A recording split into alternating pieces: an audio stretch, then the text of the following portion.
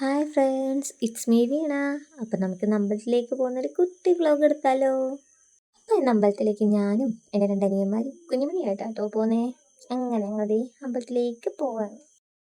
കൈയിരുന്ന കുഞ്ഞുമണി ദേ ചാടി താഴെയിലോട്ട് ഇറങ്ങി. എന്നിട്ട് കുഞ്ഞുമണിക്ക് നടക്കണമെന്ന് ആരും എടുത്തുകൊണ്ട് പോകണ്ടെന്ന്.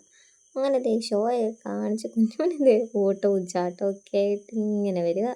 അങ്ങനെ കുറച്ച് കഴിഞ്ഞപ്പോഴത്തേക്ക് ഞാൻ കുഞ്ഞുമണി എടുത്ത് കുഞ്ഞുമണി ദേ നിങ്ങൾക്ക് ഹായ് പറയാം കേട്ടോ. ഞാൻ പറഞ്ഞു കുഞ്ഞുമണി ഹായ് പറ. അപ്പോൾ ദേ ഹായ് പറഞ്ഞ് കളിക്കുകയാണ് എൻ്റെ കുഞ്ഞുമണി. അങ്ങനെ ഹായ് ഒക്കെ പറഞ്ഞതിന് ശേഷം കുഞ്ഞുമണി പിന്നെയും താഴെ ഇറങ്ങി. പിന്നെ ഒരു പൂവൊക്കെ പിച്ച് കൊടുത്ത് വലിയ ഗമിയിൽ എന്നെ ആരും എടുക്കണ്ട, ഞാൻ തനിയെ നടന്നോളാം എന്നുള്ള രീതിയിൽ നടക്കുകയാണ്. അങ്ങനെ ഞങ്ങൾ അമ്പലത്തിലൊക്കെ വന്ന് തൊഴുതിട്ട് ഇവിടെ ഇങ്ങനെ നിൽക്കുക. അമ്പലത്തിൽ വരുമ്പോൾ തന്നെ ഒരു പ്രത്യേക വൈബാണ്. മനസ്സിന് നല്ല സമാധാനവും കുളിർമയൊക്കെ കിട്ടും. അതിനിടയ്ക്ക് ദേ എൻ്റെ കുഞ്ഞുമണി ദേ ഇവിടെ ഓടിക്കളിക്കുകയാണ്. അപ്പോൾ എന്തായാലും ഇവിടം വരെ വന്നേയില്ല, ദീപാരാധനയും കൂടെ കഴിഞ്ഞിട്ട് വീട്ടിലേക്ക് പോകാമെന്ന് കരുതി.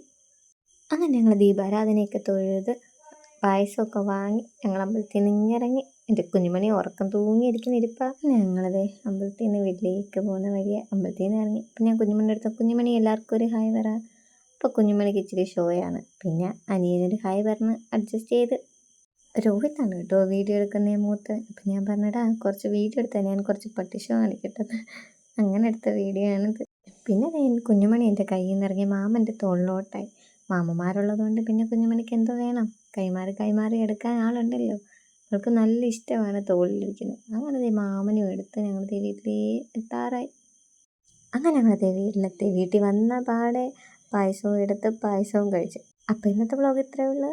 അടുത്തൊരു വീഡിയോ കാണാൻ tata bye bye, see U.